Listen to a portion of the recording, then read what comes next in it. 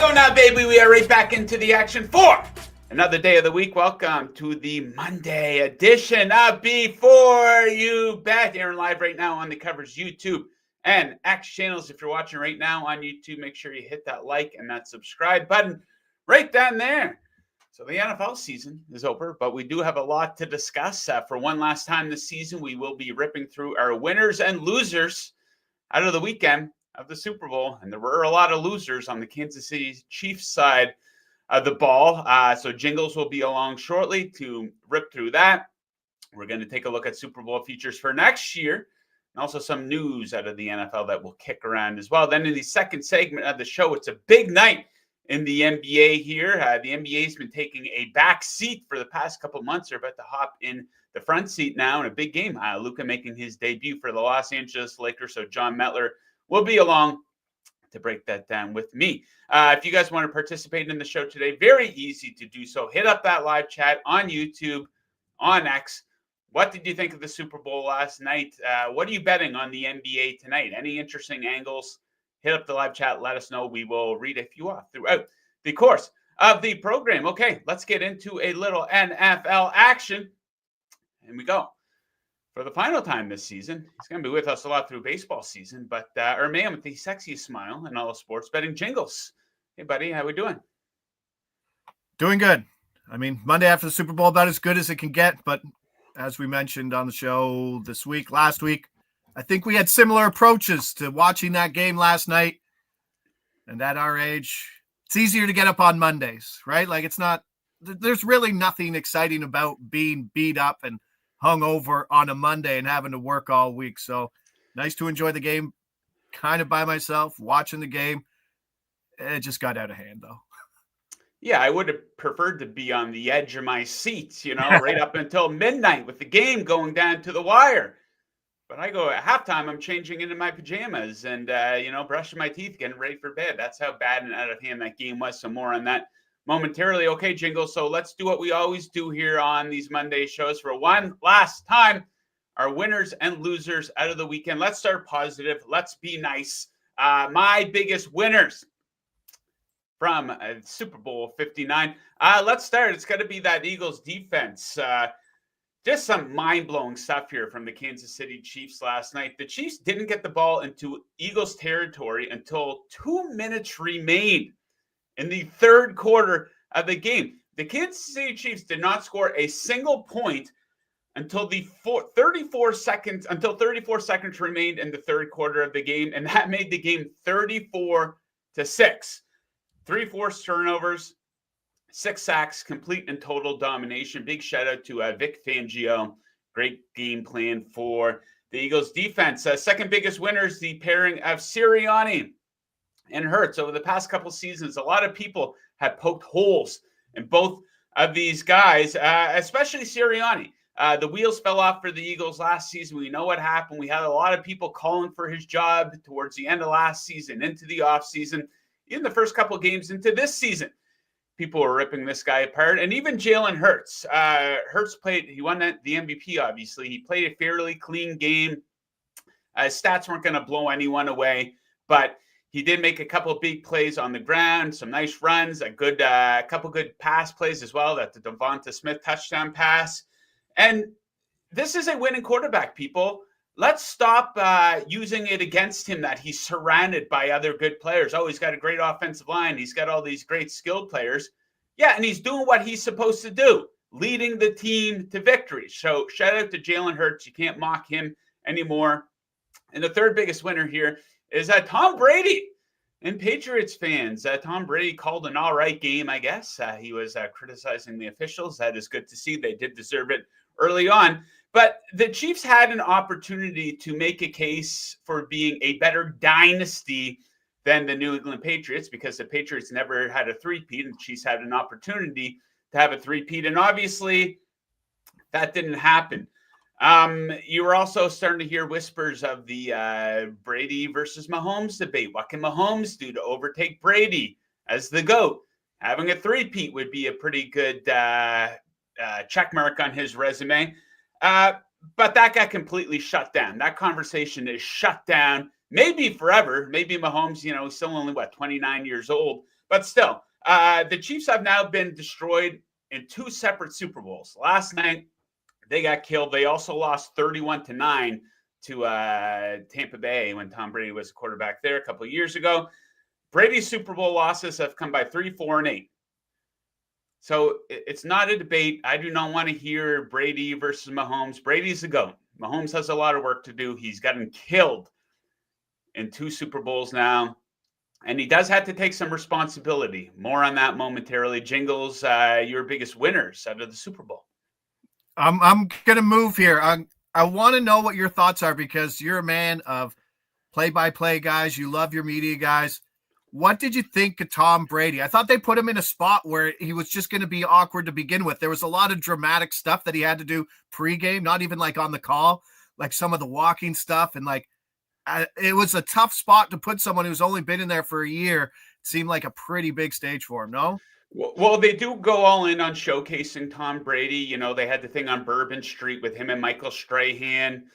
And my wife, who's not a big sports fan, first thing she says when she sees Tom Brady is, wow, he's had some work done. It looks like he's had every single pound, a little bit of fat sucked completely out of his face. His cheekbones are up to here. But yeah, they go all in on showcasing Tom Brady, right? Like part of the broadcast, at times it almost seems like Kevin Burkhardt is interviewing Tom Brady. So I don't have a problem with it. Some people don't like it, but I don't know. I thought he did okay. Some of these guys are hesitant to call out the officials. Brady isn't.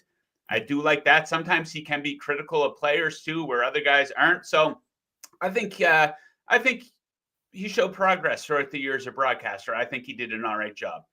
Yeah. I did see the difference between like what acting is versus what kind of Brady is in front of the camera when it like goes to him and then goes to like Tom Cruise for like a hype video before it. You're like, oh, that's the difference between professionalism. I get it. But no, I thought he did a great job in the booth and it's happy to see him crap on the officials. And it took us 2 plays into that game to be like, oh, great, we're going to get one of these guys. But my winners, Jalen Hurts, I was beating the drum all week on him for MVP for 2 weeks, actually, plus 370. Was happy to get that. It was really close between him and that defense, but that last touchdown, that dime to Devontae Smith that Joe mentioned earlier was probably the game-sealing one. Not a crazy line, 17 for 22, 2 touchdowns, a rushing touchdown. Thank you, Johan Dotson, who didn't get in on that. Put it down to the one. They never give it to Barkley on that 1-yard run. So easy tush-push to start things off for that MVP run. 72 rushing yards, the most by any quarterback in the Super Bowl. That gets you the MVP. So Jalen Hurts off the top. Obviously, the defense needs to be addressed. But the majority of Eagles fans who went there at the Superdome, let's be honest, that was a once-in-a-lifetime thing. You heard them talk about it in the pregame show that there weren't a ton of KC fans there because they've gone to a lot of Super Bowls and it's pretty pricey to go to every Super Bowl every year. But to have your team, to go down there, spend all that money, fly, and to have your team go wire to wire, and at halftime, you're basically just floating to victory, is not a common occurrence. So that must have been a great experience for Philly fans. Was happy to back them. Now I don't have to cheer for Philadelphia fans going forward. They're a likable bunch, we'll say, those Eagles fans, those Philly fans. And then the KC Rush defense, I know they lost. Kansas City lost, but you have to give credit to Spags' defense and what he did with Saquon Barkley, where he said, okay, we're going to shut it down. And he had a lot of contact near that line, really didn't finish with anything, 25 carries, 57 yards, and only a long of 10 yards. They bottled him up, and they said, Jalen Hurts beat us, and guess what he did? T. Lee asked Joe, is New Orleans the best city? We will get into that towards the end of the segment here. I was in New Orleans all last week, had an absolute blast. For now, though, let's get negative. Let's be mean. Our biggest losers from the Super Bowl. There was no bigger loser than Patrick Mahomes in Super Bowl 59. I don't care if he was going up against a great defense. I do not care if he's a 3-time Super Bowl champion. You can't bring those rings with you. And this was about Super Bowl 59, not what he has done before. And his performance in the first half of that game absolutely killed the Chiefs' chances of winning the game. If you're going to put him on the Mount Rushmore, you're going to say he's Michael Jordan. He's got to be able to overcome the circumstances that he was going up against. And that first half, he killed them. He was horribly inaccurate. 2 turnovers. That pick 6 was god-awful. I'm not going to give him a pass. If that was Jalen Hurts who had that game, people would be saying the Eagles have to cut him. If it was Lamar Jackson who had that game, people would be killing him all day. So I do think Patrick Mahomes does deserve to get criticized. He deserves to get killed. Absolutely. The second biggest loser, the rest of everybody on the Chiefs, every other single player and every coach on that roster, these guys did a horrible job. Travis Kelce sucked. Andy Reid sucked. The defense sucked. Stupid penalties. When you're in games like this, big players make big plays in big games. No one stepped up. You need guys to step up and rise to the occasion to do special things. A big run, a big catch, a big hit. No one showed up. It was god awful. What was the defensive game plan in that game by the Chiefs? That was just an awful performance. And I'm not just being mean here. This isn't for a show. They should be ashamed of that performance. That was absolutely brutal. Congrats. You won 3 Super Bowls in this era going back the past couple seasons. That was embarrassing last night. You did not show up. And the third biggest loser was all of us outside of the Philadelphia Eagles and their fans, of course. You know, a 2-week buildup for that game. So much hype. I could not wait. That 2 weeks took forever. And we got that game, which was close for what? The first half of the first quarter, maybe? It was never close. A wire-to-wire smackdown. Even the halftime show wasn't that good. You know, we did a show yesterday, and I talked about, you know, with a halftime show, the opinion is either, hey, it was great or it sucked. I thought it was underwhelming. I am a Kendrick Lamar fan. I have some of his songs on my gym playlist to prove that. But I don't think he's a universal enough performer. And what I mean by that is he doesn't have enough recognizable hits that Usher does, that Rihanna does, that Dre, Snoop, Eminem do. And here's the thing. Most people do not give a flying fuck about his rivalry with Drake. It's funny stuff for social media, but it doesn't resonate with enough people, the universal audience that a Super Bowl brings in. So the whole thing, some of the commercials were pretty good, but just a big disappointment. Jingles, who are your biggest losers from Super Bowl 59? Mick brings up a good point in the chat saying the loser is the graphic guy who built the score bug. The score bug people are like a dangerous group of human beings who can be very angry about stuff. I mean, it's a really funny time to just go and change it on the fly. So like right out of the gate, people were pissed at the score bug. Right out of the gate, people were pissed about the officiating on both sides, right? It wasn't just DeAndre Hopkins coming out and talking about questionable calls on the other side. Like, get out of here. Your drop in the first half might have been the worst drop I've seen in the NFL this year. That was bad. And on the other side, the halftime show, like you said, all or nothing. I was a nothing guy. I don't think like a standalone rap performance has a place. As I like rap music. I listened to everything growing up, right? But if you have other acts joining you, but Samuel L. Jackson and Serena Williams, come on. You know, I get it, right? Like even last year, it was like Usher. I'm like, okay, like I'm not a big Usher fan anymore, but you're like, bam, there's the hits. And you're like, okay, maybe we're just getting old, Joe. Who knows? I don't know. I don't think that, but like I said, next time, maybe it should be some more people as opposed to just Kendrick. Losers, KC first half offense. It was just an awful ride. Like some of the numbers that came out in that first half were embarrassing. 23 total yards, 1 first down, 2 turnovers. They didn't get the ball past half. It was embarrassing. They had 1 running back carry in the first 25 minutes. Absolutely embarrassing. But let's be honest, it was a lot to do with that Philly defense who up the middle, Jalen Carter, just an absolute beast. And you go back to the draft thinking about people passing on the character of Jalen Carter, landed in the perfect spot in Philly. That defensive line is absolutely insane.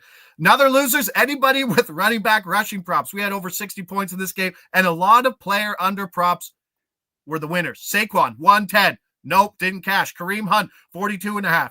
Isaiah Pacheco, 22.5.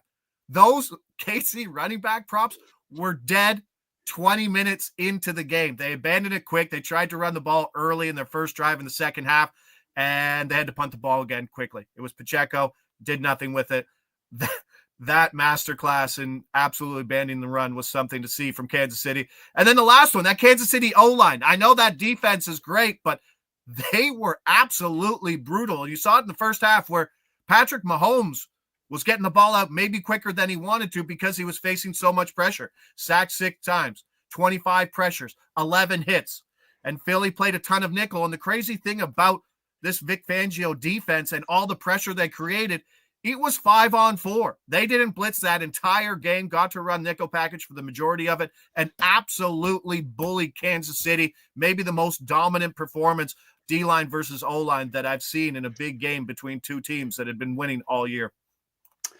Okay, on to this question from T. Lee. He says, is New Orleans the best city? It was my first time in New Orleans, and I gotta say, it's up there. There's a lot of different sides to the city, which is something I like. It has a real uniqueness to it. The downtown core is a lot different from, I guess, when you're going out on Bourbon Street in the French Quarter, especially at night. The food is fantastic. The people are really nice. I would describe Bourbon Street at night.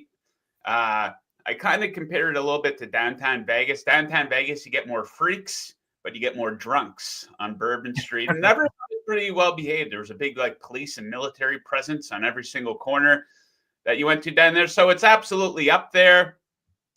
I'm always going to love Vegas, but Vegas is getting overpriced and superficial. Boston's a really cool city. I've never been to Nashville, but yeah, New Orleans, a great party city. I would like to go there again more for leisure, but I did get to see a lot of it, and pretty cool city. Okay, Jingle. So, of course, we have Super Bowl features up for next year. Odds vary by sportsbook, but the top of the odds board is going to be pretty similar wherever you go. Eagles are the favorite here, 6-1. KC, Buffalo, and Baltimore are the next three, all at 7-1. Detroit, seeing them at 10-1. Are the coordinators leaving? Is that going to make a big difference for them? Remember what happened to the Eagles last year when their coordinators left? It did make a big difference for them. The 49ers, I kind of lean towards the 49ers. People are saying they had the season from hell, which they did with all the injuries. They're kind of old, though, aren't they? The San Francisco 49ers, can they bounce back? The teams that stand out to me, the Bengals at 20-1. We know Joe Burrow. If you can give him a little bit of defense, if you're going to bring both of those receivers back, I don't mind them. I'm guessing you don't. And you got to think the Chargers here, 28-1. Does Herbert just suck in the playoffs? I know both of his performances in the playoffs have been awful, but if he gets a little bit of help, we saw that team really turn a corner. Second year of Harbaugh, so 28-1, that's not a bad look. Maybe the Chiefs do take a step back here. Now, the team with the longest odds, we have the Titans, 200-1, and the Giants, 200-1. I don't know if that's any indication of what the over-under win totals might be. I think the Texans showed us, or the Titans on the defensive side of the ball, they're okay. If they can improve offensively a little bit, and if their over-under win total is going to be like 5.5, that might be a good over spot. That division that they play in absolutely stinks. The Giants, I don't know. The Giants are kind of a disaster. What stands out to you, Jingles, on the Super Bowl features odds board? I mean, what did Detroit have this year? How many indoor games did Detroit have? I think Good we were point. talking about that, right? Like 14 or easy schedule. So none of this, we don't know what the schedule is. A lot of that will be affected when that schedule comes out. But things that stand out to me, I mean, the Texans still have the easiest path to a division win, right? I get it. But CJ Stroud can make strides. They're bringing in a new offensive coordinator. They got a great defense. If they can get Nico Collins healthy for an entire year, that's a good path for Houston. I don't love them that they have to maybe play an outdoor game versus one of these big AFC teams in Buffalo or Kansas City or Baltimore. That's going to be the test. But to get a chip in a chair to say, I think that price at 30-1, Texas really stands out there. Interesting to see what the Rams do. There are some pieces, but obviously at the top with Stafford, and see how that goes. I think the Packers can really improve within the division. I mean, Minnesota will take a step back. Maybe Detroit takes a step back because of the schedule, and Chicago is just a wild horse in terms of whatever Chicago could be.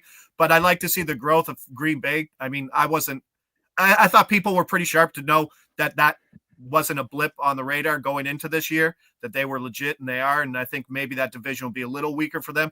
So those are two teams I kind of like just at this prices. But I mean, once the schedule comes out, we're going to see some big moves there. I think the Packers were the youngest team in the NFL this year. Yep.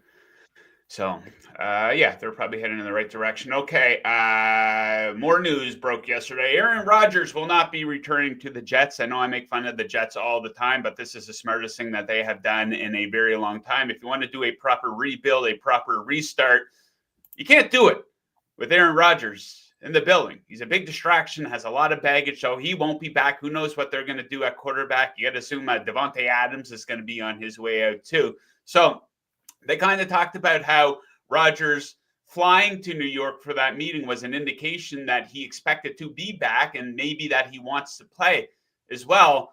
So what's he going to do? Some people are speculating that he might retire. Does he really want to go out like he did last year? Now, I know I mocked Rodgers and I do make fun of him, but he's still a top 20 quarterback in the NFL. A lot of teams would take a top 20 guy. So what's he going to do next? There's odds up for his next step.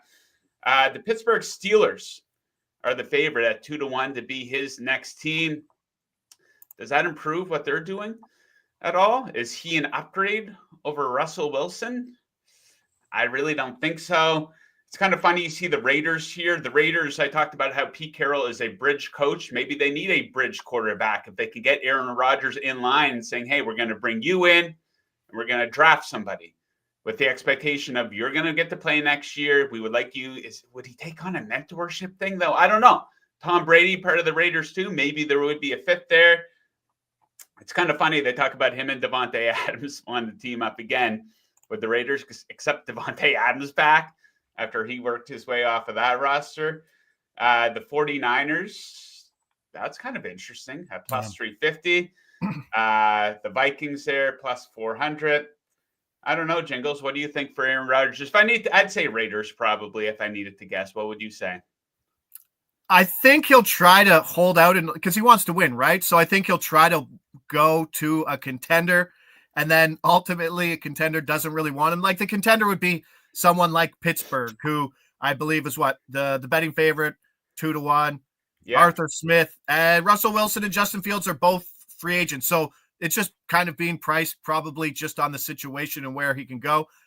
Maybe that's a route where he's like, I can maybe get to the playoffs in this. But if no one picks him up, like he's going to have to go somewhere ugly. Like he's going to have to go somewhere like Las Vegas, like maybe like the Tennessee's an interesting one too. This is a bad draft year for quarterbacks. They could probably, they got to rebuild a lot of things on that offense. Trading back, getting some more picks, using Aaron Rodgers for 1 year probably isn't the worst thing in a bad division. I don't mind that. The Rams moved just because of the Stafford situation. The Rams moved from 25-1, now plus 850. Minnesota's a funny one because it mirrors, if he goes to Minnesota, it would mirror Brett Favre's exact career. So they've moved substantially. Minnesota plus 1,800 to plus 450. I know JJ McCarthy, they like him. They want to use him, but like, how healthy is he coming back after that injury? Do they want to bridge him? But can he be involved within another organization where he's just not going to torpedo the whole situation and just be about me? So I think he'll want to go to a winner. I don't think the winners will want him. And then ultimately, I think he goes to a bottom team and kind of just rides off into the sunset for maybe a 5-win team. Wayne in the chat says, what is the upside for a team picking up Rodgers at this point? His skills are obviously declining, and he is a locker room cancer. Yeah, he brings a lot of baggage with them, and, coaching staffs, you got to walk on eggshells around this guy, and all the young receivers got to walk on eggshells around this guy. But maybe if you have a team like the Steelers who have a true alpha at head coach, Mike Tomlin, maybe his days might be numbered in Pittsburgh as well. Maybe these two say, okay, let's take one kick at the can here together. So that could be a spot. I don't know if he wants to go. I like the Tennessee angle. Just trade him back. Like just 1 year of him and get a next year. You'll lose. You'll still lose. You'll get a high pick. There's better quarterbacks next year in the draft, and you can get some capital trading back because there's a ton of quarterback needy teams and not a lot of quarterbacks. Yeah, I'm telling you, that's a winnable division here for the Tennessee Titans too. If they build an offensive line around him, but yeah, that could be a spot too. That would be weird seeing him. It'd be like seeing Randy Moss in a Tennessee Titans uniform. A lot of people forget that he played for them. Okay, Jingles, that's it for our NFL section. It's going to be a while probably before you're on the show again. We'll get you in the mix here for some Major League Baseball right around the corner. But let the people know what you are up to here at Covers and where they can find the rest of your work. I've been spending the morning inputting all of my January second week bets right now. I'm on like sell 325. It's so fun just inputting all of your bets. So that's what I'm doing this week. But now I got to get ready for the Four Nations face-off, which is we're starting to see some practices. We're starting to see some line combinations, which is pretty exciting in hockey, where you're starting to see like lines of McDavid, Marner, and Reinhart together for Canada. And you're like, this could be exciting. I know it's going to be a small little blip on the radar tournament, but hopefully to see what the books do in terms of offerings, prop markets. If they're going to open, it's going to be a tough thing to price. So when it's a tough thing to price, there's usually some edges on it. So hopefully we can find that. So that's what I'll be doing this week. Montreal Friday for the games for Saturday. Let's go. Indeed, buddy. All right, my man. We will be following your work. Thanks for joining all NFL season. We will reconnect for baseball season, of course, and probably before then for some stuff as well. But enjoy the rest of your day. Best of luck with any bets that you place tonight. Awesome. Thanks, Joe. Take care, bud. Great season. Absolutely. Okay, let's talk a little NBA. And if we're talking NBA, we are doing it with the ass man, Jon Metler. And sometimes, John, when we do these shows, we say, is there anything else you want to talk about before we get into the picks? And usually it's like, oh, there's not a whole lot going on. So, of course, we're off all last week. There was a few things to talk about last week in the NBA. A couple of big-time trades, including what I think is one of the dumbest trades in the history of professional sports. Luka to the Lakers. So I went to bed very early on Saturday morning because I had an early flight on Sunday to go down to New Orleans from the East Coast to Canada. And my phone, it's just blowing up in the morning. Like I turned the alerts off or whatever. And I couldn't believe it that Luka got traded to the Lakers. I still cannot believe it that Luka is a Laker. And it blows my mind how stupid this is, John. And I think there's got to be more to it than just a simple trade. Why didn't you shop Luka around? Where's all the first round draft picks? Why were you so zeroed in on Anthony Davis, a guy who's at the tail end of his prime, a guy who's been injured throughout his career? He's injured again now. What a complete and total joke. He's out for at least a couple of weeks. This is a guy who's never proven that he can be the number one guy on a big-time championship team.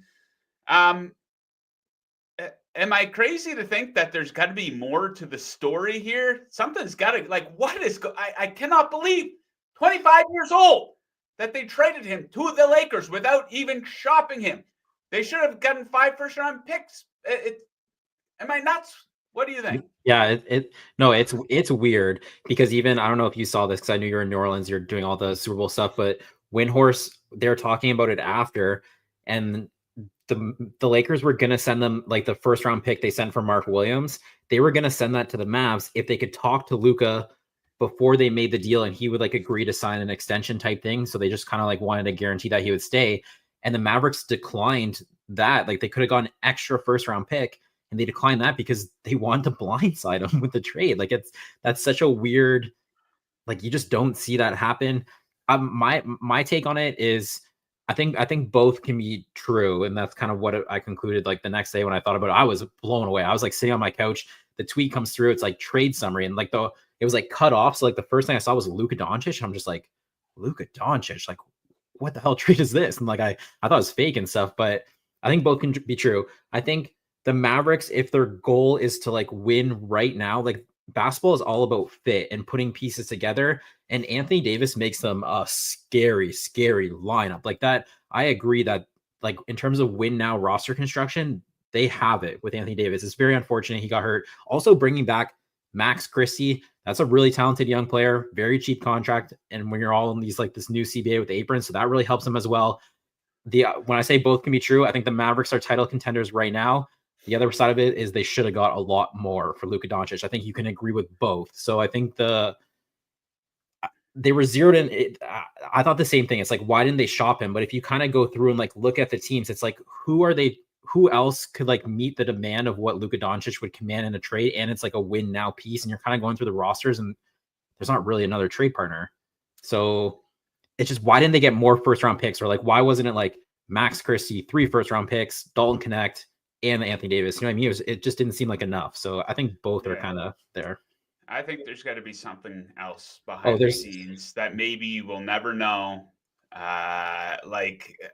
I'm like, okay, they must really dislike him. Maybe he's a gigantic asshole. Maybe he's a big time diva. It's not the first time we've seen that type of behavior with a professional athlete. Maybe there's something extremely sketchy going on.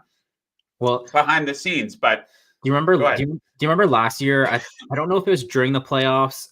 I kind of got put to bed when they went to the NBA Finals, but there was a lot of rumors out that the Mavericks players don't love playing with Luka Doncic, and then they kind of put that fire out when they went to the NBA Finals, and like they're like laughing about it. Mm-hmm. But in the NBA, I swear, you see so many rumors, and you kind of laugh at it, and you think, "Oh, that's not true," and then you kind of a year goes by, and it ends up like kind of being true. And like even remember way earlier this year, there was like so many trade rumors around the Mavericks, and we're like, well, how are they going to get that superstar player? And we kind of kept saying that. We're like, they don't have the draft capital. They don't have. So I think this Luka Doncic thing has kind of been on their radar for a while. It's like, even like, you know, last year, Karl Anthony Towns was like, oh, the Knicks would love him. You're like, okay, cool. The Knicks aren't going to get Karl Anthony Towns. So I feel like when those rumors come out, they tend to be more true than we think they are. And that was kind of the narrative last year. So there's way more to this. Who knows if we'll ever know what truly happened. The Mavs at 8th in the West right now. Things are pretty tight there between, I don't know, the 6th and 10th team. Teams looking to surpass them, and they're going to be without Anthony Davis for a month. If they don't make the playoffs, that is very, very, very bad news. If I'm the fans, I would boycott. And this team in 2 or 3 years, they could be looking a lot like the Charlotte Hornets or Washington Wizards. With Luka at 25 years old, you had a future for the next 10 years. I think they absolutely blew it. Time will tell. I think time will be on my side. Okay, John, let's get into our bets here. We have 7 total. Some prop spreads totals. Get us started here. Evan Mobley taking on the Timberwolves. The Cavs favored by 9.5 points. Anthony Edwards, questionable for the game. I thought the spread looked high for a reason. You like something for Evan Mobley here? Yeah, there's a lot of spreads in like questionable tags for a lot of superstars today. But I went Evan Mobley over 17.5 points. This is sitting minus 105. Did open 16.5. It's move a point. You still have an edge at 17.5. When you just look at how the Wolves are lining up right now, like they're kind of banged up. You know, Anthony Edwards might not play. Julius Randle's out. Dante DiVincenzo's out. Naz Reid is starting. He's playing a ton of minutes. Naz Reid's a very good offensive player. He's not the best defender. And when you're also looking at like Evan Mobley from like a speed standpoint and like taking Naz Reid off the bounce, I think this will be his primary matchup. I just think it's one the Cavs will also look to attack because Jaden McDaniels, excellent defender, will probably be on Donovan Mitchell. Rudy Gobert, they could put Rudy Gobert on Evan Mobley. I just don't think they want Rudy Gobert out on the perimeter, so they'll probably keep him on Jared Allen. I just think, and also like you said, if Anthony Edwards is out, that would mean Nickeil Alexander-Walker would see more minutes. And now that's another like excellent defender who would be on Darius Garland. So I feel like just all the matchups kind of line up for Evan Mobley here and 17.5, just low enough that you can play the over. So I went the over for Mobley. Okay, next up, game of the year in the NBA. I make fun. This game's going to be more entertaining than the Super Bowl last night. Of course, I'm talking about the Hornets and Nets, and that's not an exaggeration. We got to get a bet in on this game. I'm going to go with the under of 212.5. I think it's too high because this is a match made in under heaven. Brooklyn has gone under in 8 of its last 9 games. In those 8 unders, they've all been under this total of 212.5. These teams combined for 187 points back on January 29th. Good pairing here because we have atrocious shooting, but respectable defense from each of these teams. 28th and 30th in EFG shooting percentage over the last 10 games. 28th and 30th in points per game in that span as well. Meanwhile, on the defensive end, 2nd and 5th in points allowed over the last 10 games. The Nets at 5th in defensive rating. And both play a very, very slow game here, 28th and 30th in pace in that 10-game sample size that I do like to look at. So a defensive battle, bricklaying competition tonight in Brooklyn. We'll take the under there. Okay, next up, we have the Bucks as a home underdog versus the Warriors. The reason that they are a home underdog is no Giannis. He's going to be out through the All-Star break. And I'm guessing that might be part of the angle here for your Bobby Portis bet, John. Yeah, it's 1,000% the angle. So Bobby Portis, I feel like he's one of those 6-man. Like when a superstar is out, you can always kind of like hypothesize who might get more shots on the roster. You kind of are like guessing where the usage goes. Bobby Portis is like so clearly one of those players the last couple seasons. Like if Damian Lillard's out or Chris Middleton's out or Giannis Antetokounmpo's out, he always steps in. He takes a ton of shots. His usage goes way up. So when you're looking at this at 16.5, the thing. So it's been 3 games without Giannis now. He's not going to be back till after the All-Star break. In 2 of those 3 games, Bobby Portis has taken 20 shots from the field. That's a lot of shots when you're looking at a total of 16.5. I just really love this. I mean, the matchup is okay. It's going to be Draymond Green. It's going to be Jimmy Butler. I just think the volume, and he's also playing 30-plus minutes. You're not looking for anything too crazy on the minutes here. And Kyle Kuzma is in, but he's kind of playing a 6-man. So I'm going to go Bobby Portis over 16.5. Bobby P. Okay, next up we have the Blazers in Denver taking on the Nuggets. And I'm going to go with the underdog here. Give me the Blazers plus 9.5 points here. How about a little bit of goddamn respect here for the Portland Trailblazers? 9.5 points. This team's playing really good basketball right now. They're on the 11-1 ATS tear. They are 4th in net rating in the span. Outright wins over some decent teams in this stretch. They did beat the Nuggets by a bucket back on December 19th, so they have proven that they can be competitive against them. Big edge on the defensive end of the floor here. 1st versus 20th in defensive rating over the last 10 games. That has been the key to Portland's surge here of late. And I think they're going to have a nice edge from three-point land in this game. 1st versus 28th in opponent three-point shooting percentage over the last 10 games. Nuggets on the offensive side of the ball from deep. They're not shooting the 3 very well at all. So I think at the very least, the Trailblazers can keep this game from getting out of hand. Next up, a big favorite here, the OKC Thunder. What do you like for them? Yeah, I'm taking the Thunder 15.5. It might have just moved to like 16. I priced this at 19. So even if it's minus 16 right now, you can have a big edge here. It does. You always look at big spreads like this. I don't think like if it's NFL, NBA, it always concerns you, right? Like, do they really even care to win by that amount? The Thunder are just so deep. Everyone defends. You're looking at the Pelicans. You're also seeing it's kind of like a little bit of BS if you're being honest, because like a lot of teams, they load manage against the Wizards because they know they'll still win, and they're load managing against the Thunder because they know they'll still lose. And the Pelicans are kind of a tanking team. I think they're kind of doing a little sneakily, right? Because it's not really what their goal was coming into this year, but they're way down at the bottom of the standings. So even if those stars just, like 5 less minutes against the Thunder, I mean, I have this price as if they're all going to play their normal allotment of minutes. And you're just looking at the matchups, like the Thunder have a defensive counter for literally every offensive player on the Pelicans. Like the matchups are like all in favor of the Thunder. The Thunder are killing people. I think they could kill them tonight. The Pelicans are missing their defenders. Thunder have all theirs. I love the Thunder. Okay, another big favorite. The eyes of the world will actually be on this game tonight. It's Luka'S debut here in Los Angeles with the Lakers playing host to the Jazz. I'm going to take the Lakers to cover here as a 12.5 point favorite. So I do think that this is a perfect storm for LA in late Luka'S debut here. It's a big-time game for them, and they're basically taking on what I consider to be a minor league roster. The foot will absolutely be on the gas for this one at home, where LA is much better. They're 18-6 at home. They're a 500 team on the road. And the Lakers probably playing their best basketball of the season right now. 1st versus 28th in net rating over the last 10 games. And some people don't like these double-digit spreads, but Utah is a team that routinely gets smoked when they go on the road. Their average loss on the road has come by 15.1 points. That's the 5th worst mark in the NBA. This is also their 3rd game in 4 nights. I do think it sets up nicely for Luka and the Lakers to lay the smack down tonight. And last pick of the show today, it's Luka's debut, so we got to do something for Luka. John, what do you got cooked up? Yeah, honestly, I didn't put this in here just because it's a debut. I tweeted this out last night. This was popping just in general on a normal day.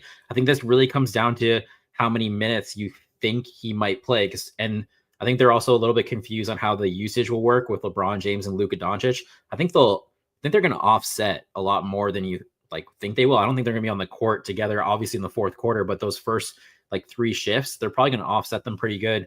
So you had an edge of this with Luka. We don't know if there's a minutes restriction. I mean, he does have a calf injury. I mean, Luka is typically someone like when healthy, he's going to play 38 to like 40 minutes. He plays really high minutes. Then you had an edge of this with 32. So I felt like it was pretty safe to go after it. The one thing I think Luka Doncic, more than any other player in the NBA, when it is personal for him, he always shows up. And he's done it against the Phoenix Suns and Devin Booker, or like more recently, probably like Anthony Edwards. He always comes out for these matchups. And I know Rick Carlisle, there's a quote, Rick Carlisle talked to him after the game, Pacers Lakers on the weekend, because I think he was his coach at the beginning of his career there. And Luka made a comment to him, just be happy I didn't play today. So I feel like Luka Doncic is going to come out guns blazing. He's pissed off. And LeBron James also strikes me as someone who will feed him the ball and like want to work into that narrative. So I'm going to go with the over for Luka. RN in the live chat says, let's win like big dogs. That's the spirit. I like that talk. Okay, that's it for picks today. Do we have a recap graphic? We do. My picks, I like Hornets and Nets under 212.5, Blazers plus 9.5, and Lakers minus 12.5. John, Evan Mobley over 17.5 points. Bobby Portis over 16.5 points. Luka over 26.5 points. And OKC as a big favorite minus 15.5. So we're going to be right back with you guys tomorrow. Same time, same place to break down our best bets for the NBA. Thank you to Jingles. Thank you to John for joining. Thank you to producer Mick. Put together a great show today. Big shout out to our sponsor, BetMGM. Check them out. They have a great offering on a ton of different sports, including the NBA, if you're looking to tail any of these picks. And big shout out to all the viewers who tuned in, especially the guys and gals who participated in the live chat today. Enjoy the games tonight. Best of luck with your bets, and we will catch you guys again tomorrow. Let's go Blazers and Lakers. Woo!